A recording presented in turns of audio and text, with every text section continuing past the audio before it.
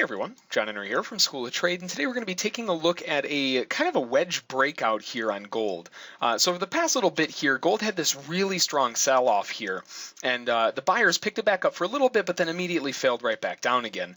Now they're having a lot of trouble at these lows, and they just can't seem to break below them, and now they've started rejecting back to the upside again. Now we've seen this upside here rejected a few times, but now we're coming into a little bit of a different scenario where we're actually starting to create sort of an ascending wedge here. So what we're looking to do now is just take this breakout basically right up to the upside. Now I'm going to be targeting where the sellers took over on this big sell-off. So we're going to be targeting up here at 1307.1. So what I'm going to do is I'm going to place my order here. We got a couple seconds yet, so I'm going to get my order on the table ready, and we'll just get it on. That way when we come down to a couple seconds, then we'll just drop it below here. And actually, we've got about 5 seconds left here. Market's not moving very fast. We'll just drop it right now. So 1305 is our entry long here. Looking to target up here at 1307.1. If we do get triggered in here within this next candle, then we're looking at this previous candle's low right here as our stop. So 1304.1, we've got a risk of 9 ticks. So we're looking at 18 total risk for a total reward in this case when we get triggered into our target. If we fill it at 21, so 42. So right where we want to be. And actually, we just got triggered in here, so let's place our stop, get that down to 1304, and get our target placed right here at 1307.1. And again, the reason we're targeting this 1307.1 is just because this is where the sellers came right back in again.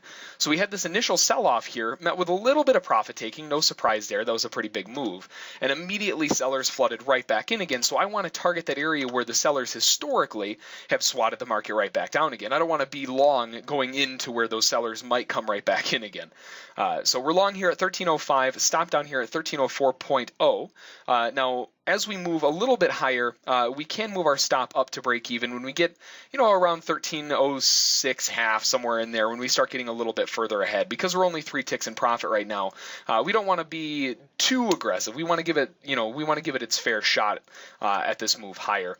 Now, this is the, let's see here, 1, 2, 3, 4, 5, 6, 7, 8th attempt at breaking out of this channel, along with the ascending wedge that we're seeing here. So this is a little bit of a higher risk trade, just because we are in a range bound location here, but we are seeing these buyers really starting to hammer in.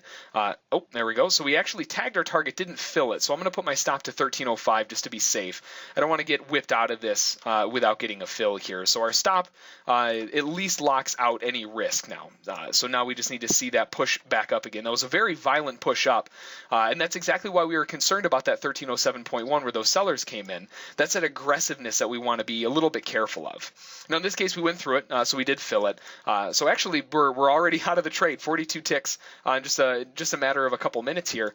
Let's add the data series on here so we can see what's going on. There we go. So we entered long here at 1305, and we were taken out at our target here at 1307.1, and that's exactly why you want to be careful when you see this big seller's continuation here. That's where we're going to target. I'm not going to expect this market to go 100 ticks back up to the upside, especially not when I saw that amount of selling pressure come in historically. So really nice trade overall. 21 ticks on 2 contracts, so $420 in not even the span of a 1 5-minute candle. So just a couple minutes for $420. Definitely not something to complain about. So that's going to be the trade for today. If you have any questions about it, feel free to send an email to School of Trade. And don't forget to check out our trial at schooloftrade.com. Have a good one. Bye.